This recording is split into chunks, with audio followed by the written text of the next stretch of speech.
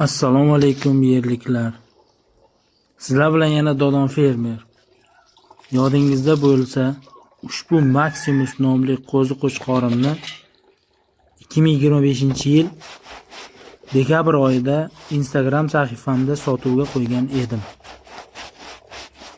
O'shanda men uchun qulay narx taklif etilmaganligi uchun sotilmagan edi. Ammo endi nasib bo'lsa Qurbon hayiti munosabati bilan Maximusni yana sotuvga qo'ydim. Shuning uchun bu mujikni tozalab cho'miltirdim.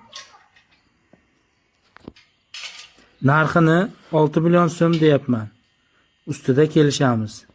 Ya'ni 2026-yil may oyi hisobida. Nasib bo'lsa 2026-yil 24-may kuni Termiz mol bozoriga olib boraman.